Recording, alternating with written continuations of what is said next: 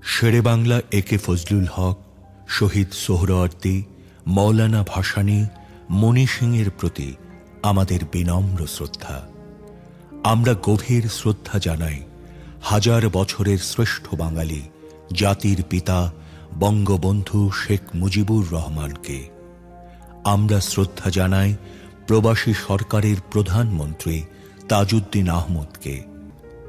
আমাদের বিনম্র শ্রদ্ধা রইল ৩০ লাখ শহীদ ও ৫ লক্ষ নির্যাতিত মা বোনের প্রতি। আমরা শ্রদ্ধা জানাই বীর মুক্তিযোদ্ধাদের, যারা স্বাধীন বাংলাদেশ সৃষ্টি করতে শহীদ হয়েছেন। আমরা শ্রদ্ধা জানাই লক্ষ লক্ষ মুক্তিযোদ্ধাকে, যাদের বীরত্বের কারণে আমরা স্বাধীন বাংলাদেশ সৃষ্টি করতে পেরেছি। আমাদের গভীর শ্রদ্ধা রইল ৭১ সালের সেই জনগোষ্ঠীর প্রতি, যারা সীমাহীন কষ্ট ও নির্যাতন ভোগ করে মুক্তিযুদ্ধের প্রতি অনুগত থেকে মুক্তিযোদ্ধাদের সর্বাত্মক সহযোগিতা দিয়ে স্বাধীন বাংলাদেশ সৃষ্টিতে ভূমিকা রেখেছেন।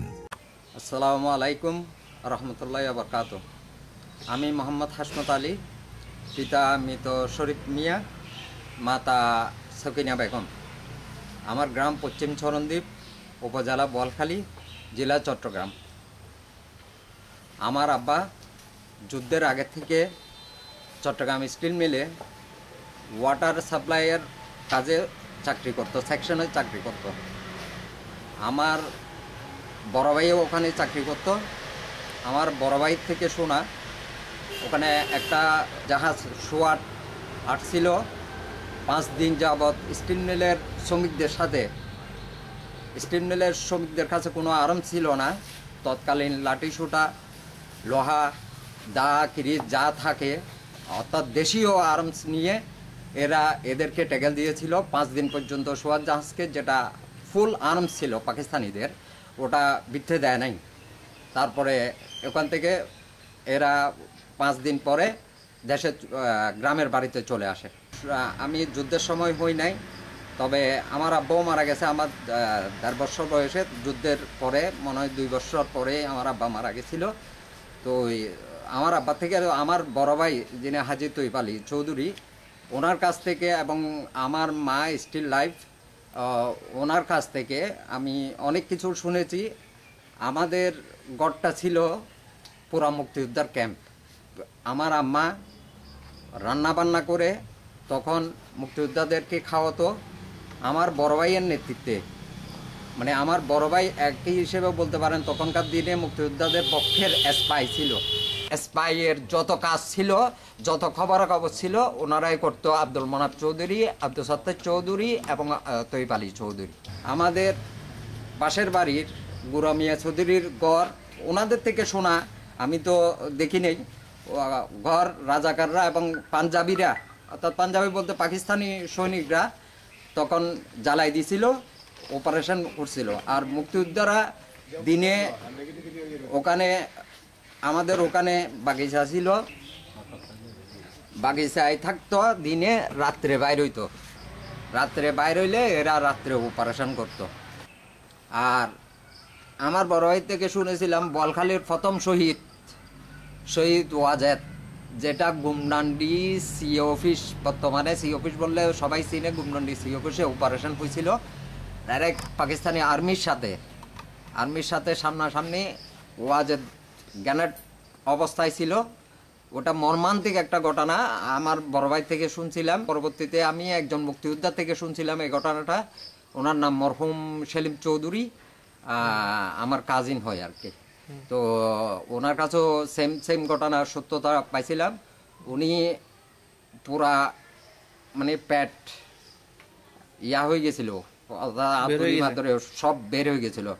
তখন মুক্তিযোদ্ধারা আগায় আসছিল ওনাকে বাঁচাবার জন্য। কমান্ডার সলমান, বসর কমান্ডার, লতিফ কমান্ডার যারা ছিল তো তৎকালীন, বাঁচার জন্য এরা বলতেছে যে আমি মরলে মরবো, তোরা আগে বাঁচ, তোরা চলে যা। এই ওয়াজেদের শহীদ হওয়া, এটা বোয়ালখালীর জন্য একটা গৌরবের বিষয়। সবচেয়ে গৌরবের বিষয়, এটা আমাদের চরণদ্বীপের ছেলে, এটা আমার জন্য, এটা আমাদের চরণদ্বীপের সৈন্যঘরের ছেলে ছিল। এটার কথা আমি শুনছি। আর এখানে কালুঘাট ব্রিজে আমার শ্রদ্ধেয় বড় ভাই ইউসুফ চৌধুরী যেটা বলছিল, কালুঘাট ব্রিজে ওখানে অনেকেই মেজর জিয়া রহমানের সাথে তৎকালীন বশিরুজ্জামান চৌধুরী, পরে মঈনুদ্দিন খান বাদল, তারপরে মেজর শওকত, কর্নেল ওলি, তারপরে এই কমান্ডার সলমান, কমান্ডার বশর, এরা সবাই কালুঘাট ব্রিজ থেকে যখন 8ম রেজিমেন্ট থেকে যে রোমান আসছিল, কালুঘাট ব্রিজ থেকে ওনাকে রিসিভ করছিল। এখানকার কালুঘাট ব্রিজের যেটা অপারেশন হয়েছে সব এদের নেতৃত্বেই হয়েছে ওখানকার। এটা আমি শুনেছিলাম, আমি চোখে দেখি নাই, আমি তখন দুনিয়াতে আসিও নাই। তবে আমার বড় ভাই ছিল 2টা এবং আমার মা, এদের কাছ থেকে শুনে শুনে আমি বড় হয়েছি। তো কিছু মুক্তিযোদ্ধা আছে, জীবিত আছে, এদের কাছেও এগুলি সত্যতা আমরা পাইছি। সালাম আলাইকুম।